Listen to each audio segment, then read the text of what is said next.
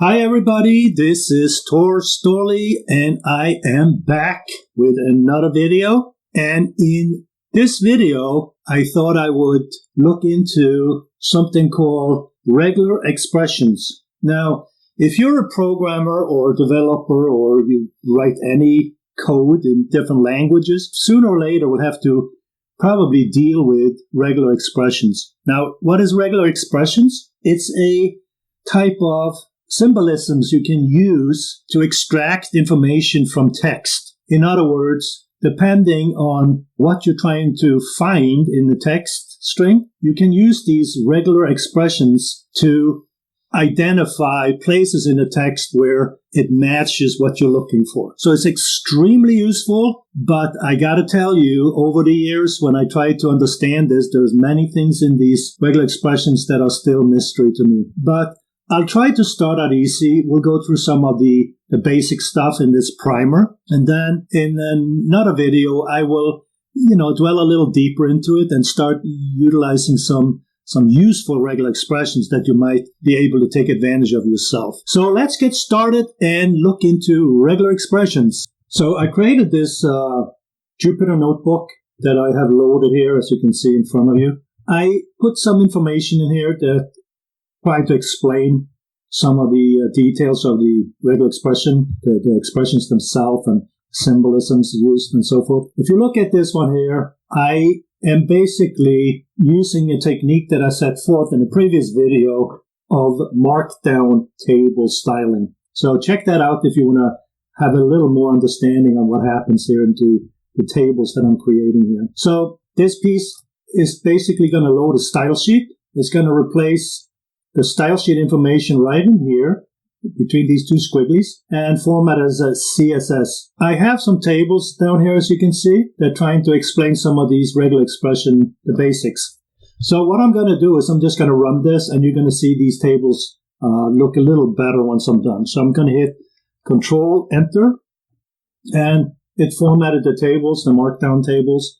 In case you wonder what it looked like, this is what it looks like. And like I said, check out my video about the markdown table styling to get a little more details about how this is done. All right, so let me hit Control Enter again, back with the markdown cell, as you can see. So in regular expressions, there are certain symbols or expressions, I should probably call them, that has specific meaning. So this hat thing here indicates the start of a string. And the $sign indicates the end of a string without consuming any characters, you can see here. So the specific details here, I'm going to probably put this notebook out on my GitHub repository, so I'll leave a link in this video. Then you can go and get this and, read a little more details about it. But there are certain characters that I use quite a bit. For example, this bracket A-Z, small letters, is lowercase characters between A and Z. The uppercase is just the same, as you can see here. And then you have digits between 0 and 9, including 9. You can set the bracket 0-9. And you have another way that says any of these characters can be matched. So A or B or C, anywhere in the text can be matched. Here is when you don't want to have A, B, or C. So is any character except for those. This means either, so this is an OR condition, is A or B, okay? And this particular one is what is called a non-capturing group, meaning that you create a group in regular expressions, but you don't want this to be in memory. So it will still find the stuff, but it won't put it into memory. So this is a group that you don't want to retain, but you want to use it. So it's a little tricky yet to understand this, but we'll get into that in more detail. Now this is how you create a group, and the groups can also be named. You can also have a name for them. This is match any word character. So it's equivalent to saying A through Z, lowercase, A through Z, uppercase, 0 through 9, digits, and underscore. So that's what this This is a short method for instead of, writing all this stuff out like this. Now, a capital W is basically the opposite. So it's equivalent to not A through C, not capital A through Z, and 0 through 9 digits or underscore. So it's the opposite of this lowercase. The period matches any single character except new line, and the \D matches any digit between 0 and 9 characters.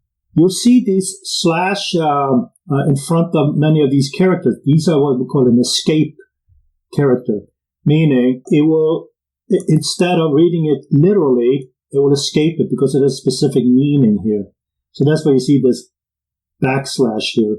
Now, the capital D matches any non-digit characters. The lowercase \S is a space character, tab, or new line, as you can see here. The capital S is anything but space, tab, or new line. And then you have just a literal match of X, Y, so you're looking for X and Y. Y will follow X, and that's the pattern you're looking for. Or you can look for like OR characters, so A or B, for example. So that's this first table. There's also some quantifiers.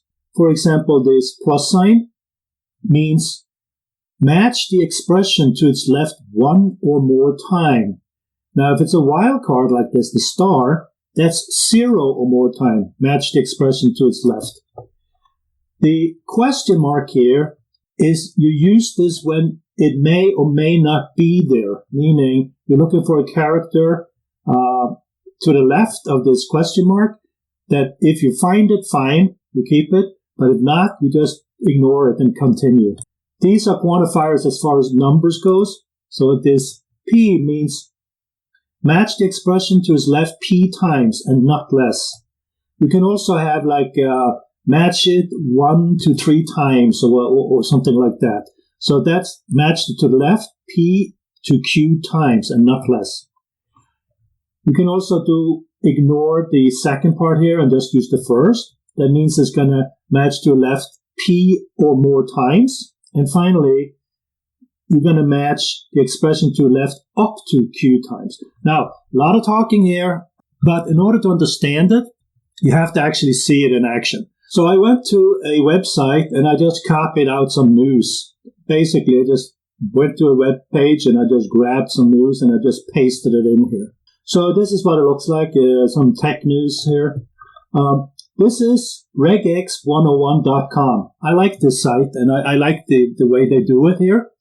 And if you want to, depending on which language you're going to work with, you have some choices over here. C#, Java, Golang. So I selected Python, because that's what we're dealing with right now.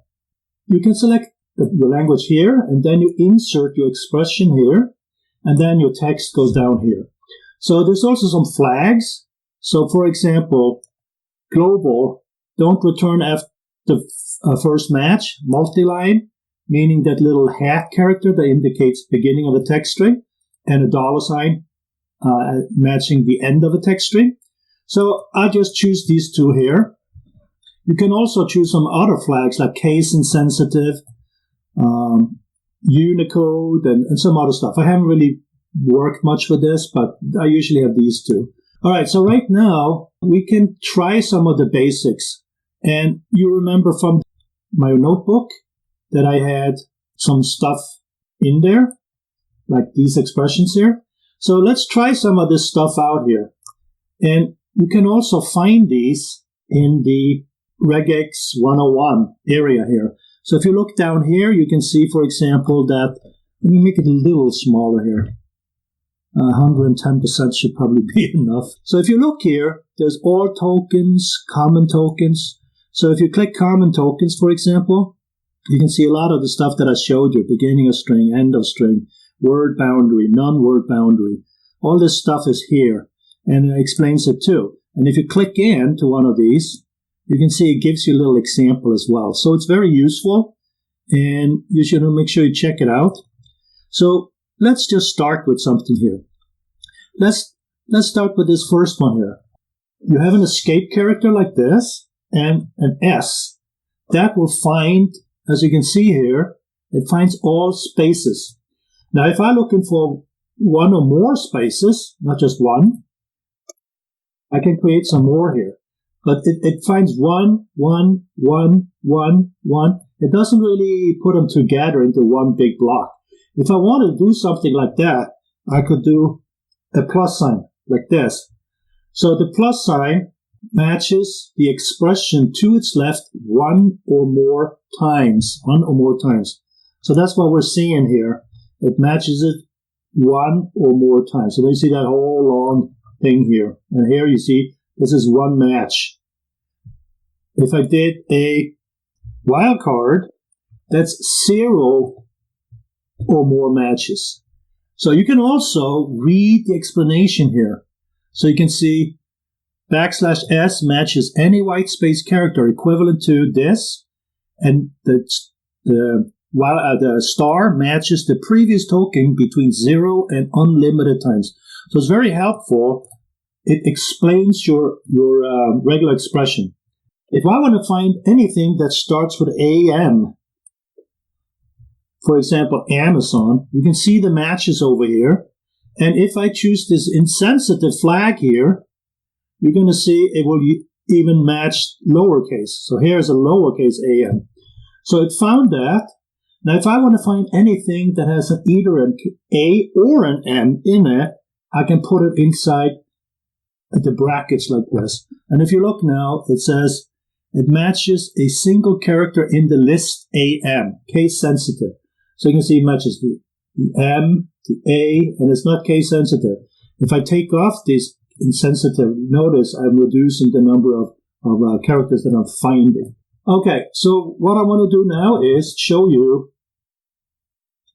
this will find any number, any digit, and if instead of finding individual digits, as you can see here, you can see it over here, it finds the individual, but if I do a plus now, you can see now it picks up more. You can see 10, 0, 0, 0, and so forth. Now, if I want to find some digits here, and I also want to find where it has a comma, what I could do is I could look for literally, find that comma, and then do another D, and another helps to use the escape character. Now it finds all of these full numbers with a comma in between them. Now, if you happen to be of European descent, you might have the opposite happening when you write in, for example, in Euro style. You could simply say 10, and they will mark it with a dot, 0, 0, 0, and then for the decimal, they'll use a comma like this. So notice, it finds this one too, but it doesn't find the period sign. But what we could do, we could make it an option. And by doing that, we can put a bracket like this. And then we could say period or comma like this. And if I want to try to capture this last one here, I could say comma, and then I could say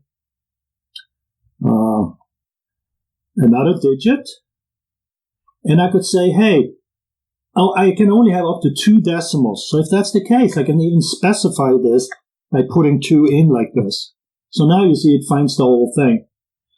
One thing I could also do, because it finds either one of these, you could also use like an OR, right, type of thing. But notice, it finds the whole number now by using these kind of techniques. Now, if I had, for example, this many, notice it picks up only the 4. So it's probably a good idea to build this gradually up like this. Now, this is a match.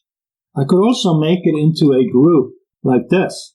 And notice, over here now, you have group 1, and you have a match 1 and match 2. So it finds the word enough, or maybe just posse. Right now, it doesn't find anything. But I could separate it by an OR like this. Notice now it finds the 2. And now it created a group 1, as you can see, but it's also a group 2. And there's the group 2. You find this match here, or you have group 1, which matches the word enough. So notice how it kind of, you can group things This it means or, as you can see, and you can hover over it, and it will you can actually read the expression directly like this. So yeah, so you can see all this information is finding it. Let's say you had a date of sorts. So you say 12/10/2023, for example.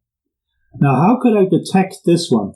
You can actually go and search for these. So the regex library might be good. So if I want to look for dates, right, and finds dates lacking period before the month, list of comma-separated dates. So maybe I want to find dates from string. What does that look like? Okay, so it gives you some kind of method to find the dates by string like this. So let's try that one. Let's copy that guy. And let's go back to our place here. And let's paste it in and see what happens. So when I look at it now, it didn't find this date. And the question is, why not? If you look at these symbols here, it's looking for a dash. So it's not looking for the backslash. So if I want to try to match this, I'll probably have to do something like this. And now it finds it because it's looking for here. Now, what if I want to find both? Well, so let's try the same thing over here. So it could be either or, in other words. So I need to escape this one and set it up like this. So why isn't it not working yet? So as you can see, I put this inside these brackets. I put a dash, escape character, and a backslash. So it could be either this or this. Of course, the problem starts when you mix them. It will find them, even though the date doesn't really look that good, like this. It'll still find it. So, yeah, so it all depends on how you want to do this. And, of course, you could group it as well. So I just want to kind of show you a little bit about how you can use this stuff. All right, so you've seen some of the basics in regular expressions. And, again, it takes practice. It takes trial and error to figure this out. But I just want to introduce this. And now I want to go back and look a little closer at what I have in my notebook. So besides the regular expressions, the normal stuff, you can see here the quantifiers and the regular basic sequences. There's also more advanced stuff. These are like negative and positive look-aheads or look-behind assertions. For example, if you take an expression like this. So here I have a table, and by the way, this particular example, you can find it right here. So this particular example, you can try it yourself. It's taken from this Regex tutorial website. So you can see Regex tutorial.org, positive and negative look-ahead assertions. So let's go back and understand this a little better, how that actually works. So let me open up my Regex 101 again. And here is a search term. So what it basically will look for is the word car. You can see it down here. And it will then use this negative look ahead. And you see that by this question mark bang sign. So if you look at my notebook, it's basically this first one here, as you can see, this one. Okay? So if you test this out a little bit, you're not going to see any matches here because it's a negative look ahead and it will not display the match. It will not highlight anything. But what it will do is look for this negative look ahead, and then it will be followed by a space character, so one of these circles. But since you do the plus, it matches the previous token, the space, between 1 and unlimited times. So it actually will pick up any number of spaces here.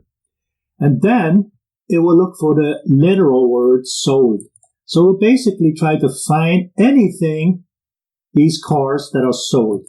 Now, how can I prove that? Well, let's just remove the look ahead, the negative look ahead. And notice now it finds those two. So those are now highlighted, as you can see.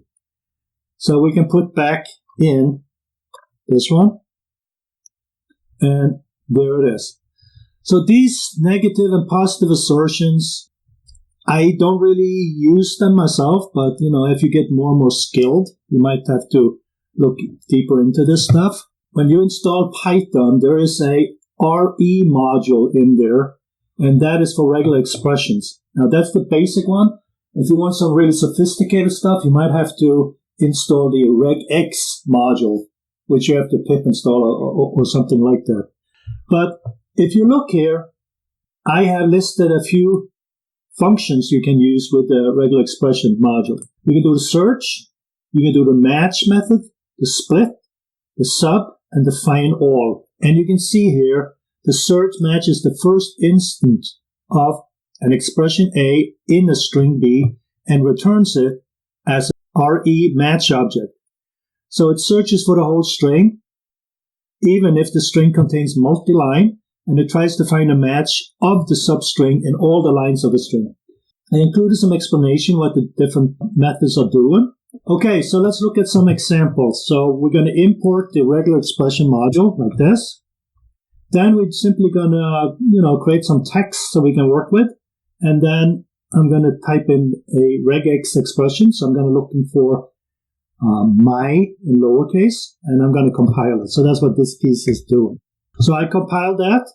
And the next thing we want to do is we want to use the search method. And here I got three cases. One is a plain vanilla search, searching for the regular expression in this text. The second one I have flags set. And you might recall that you can set these flags RE, ignore case. There's a couple of ways of doing it. If you look here, for example, this is the method I'm using, this long method. You can also do like a short method and an inline method here. So it's your preference. Here I have two flags, ignore case and multi-line. If I'm looking for my, it will also look for capital M in here. And my also occurs inside this word dummy. So that's another method. So what I did was I took this text and I just stuck it into the regex 101. If I search for my, you can see I have my ignore case set up here. Find 6 of them. So as you can see here, some of them are inside the word dummy. If I remove the case insensitivity here, you can see it only picks out the lowercase versions. So this flag is important to find all occurrences. So that's what I'm trying to do in this search here. I got 3 different versions of it. One has multi-line, ignore case, and then I'm printing the results, like here, for each case. And then I also print out the span, which is basically where it occurs, so wherever the numeric position of the word my occurs in the text. So let's run this. It ran, and it tells me it matched the object on position 45. So because this was case sensitive, in the first case here, it had to go all the way down to 45 to find it. So if I want to get a quick idea of that, and I remove the sensitivity, the first one it finds is right here. Notice inside regex 101, it tells me the position is 44 through 46. But in the RE module, it tells me it is 45 through 47. So this, depending on how they start, how they index this, is probably why you see a slightly different number here. The second one ignores the case. So we pick up the first one it finds, which will be this one. And that occurs in position 1 through 3. So 1 is the beginning, 2 is the N, and 3 is the Y. And the last one here, with the multi-line and everything, doesn't make a difference. It's the same stuff. So you print it out 2 ways, just the numbers or the whole expression like this. So that's the search. Now the next one is the split. So let's first understand what this is doing. Get the regex, which is my, from the text, and then you can set up some flags. But the split function, you can also set up a max split point. So if I go like this and I do Shift Tab, you can see it gives me the signature. And if I do plus, it will show me a bigger version of the text that goes to explain this function. So notice split, the pattern is the regex. string is the text. And then you can set up flags, obviously you see here. But you can also set up a max split. So here I'm saying split it by 1. Here I'm saying split by 3. And these are not case sensitive. These are case sensitive, basically. So let's print this first one and see what happens. So notice it's going to split on, because it's ignoring the case, it's going to find all 6 of them. And if you remember from the regex, if you have case insensitive, it finds 6 of them. First one, second one, third, fourth, fifth, and sixth. So there's 6 splits. That means this was split on the word my 6 times. And you can find out by looking for the comma, because that's where it splits. So this list being returned, there's 1, there's 2, there's 3, there's 4, there's 5, and here is 6. So it's split on, because it was case insensitive. It's split on that ignore case here. Let's try the second one here. This is where I am actually splitting it 1 time here on the first my I'm finding. So if you look here now, it's split on only 1 time here. And that was that first position it found. And this one here was case sensitive. So it split it on the word dummy. So it split it right here. This is where it split it, right there. And so there's only 2 portions to this split. Now the third one, I'm trying to split it at 3 places when it finds it. And if you run that, you're going to see, okay, sure, here's 1, here's 2, and here is 3. So it splits it on 3 places, even though it was case sensitive. This dummy it split on, and it split it on the this word, my zip code. And then this third one was on this my on this last one where the email is listed. There's also a match function, the flags, but here I'm using an abbreviation method. And you can see up here that matches this method here, the second one. What does the match do? Well, the match says it searches only from the beginning of the string and return match object if found. But if a match of a substring is found somewhere in the middle of the string, it returns nothing. So it's a little different depending on which method you use here, what the results are going to be. So let's try out the match method and see what happens. So I'm going to run this, and it returns none. It doesn't find anything. There's also something called find all, and again, I'm using some flags. I have the multi-line and the ignore case flag. Here I only have an ignore case, and here I have case sensitivity. So if I try to run this, you can see it finds all, where it's case sensitive, it finds only the lowercase stuff. The second one, I'm ignoring the case. I'm finding upper and lowercase. And in the third one, I'm doing the same thing. So there's a multi-line. You can see you're getting the same result here. Here I'm going to set up some different regular expressions. I'm going to look for numbers and some other stuff. So let's just compile that.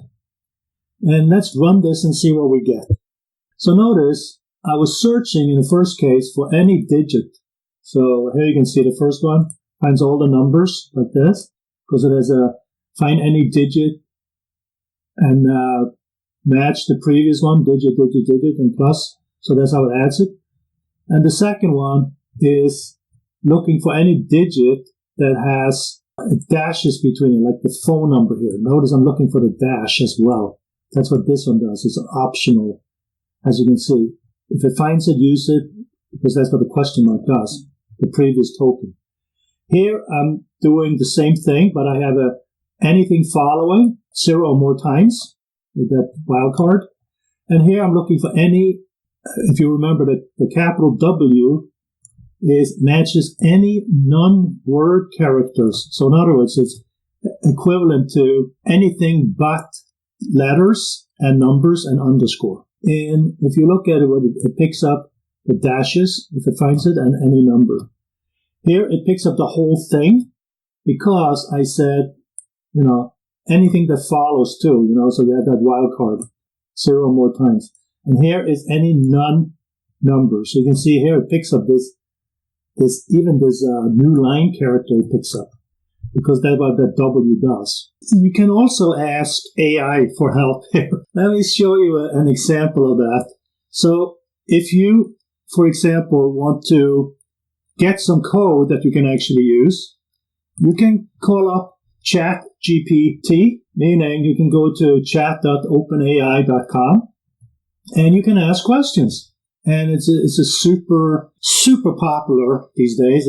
Sometimes you can't even get into it because it's so busy. But it's AI, and it's in chat form, and it's very, very interesting to see what you can actually get out of this thing. So here you can see an example. I said, please give me some code examples of using Python RE module with inline RE flags. I wanted to see if it could give me some flag examples. So here you can see it goes ahead and it starts explaining what it's doing. Search, match, find all, sub, and so forth. It lists this code with this ignore case flag. And as you can see, then it goes through some additional examples.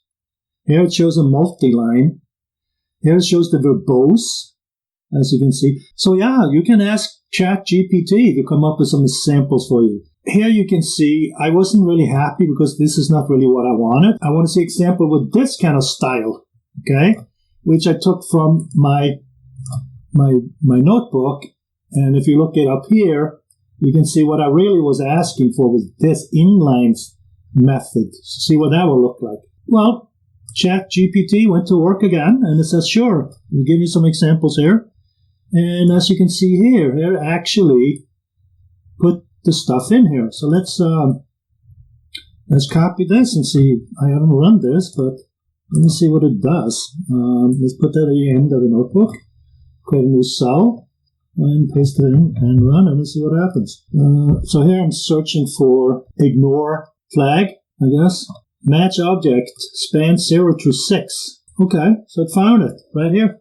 It matches the word Python, but it's written in lowercase because you use the ignore flag. So it actually worked with this method too. So that's interesting. And you just ask ChatGPT to come up with this stuff. So, and then it went ahead and created a couple of more examples here, as you can see. So yeah, it's it's pretty amazing. And ChatGPT will go ahead and spool out all this stuff.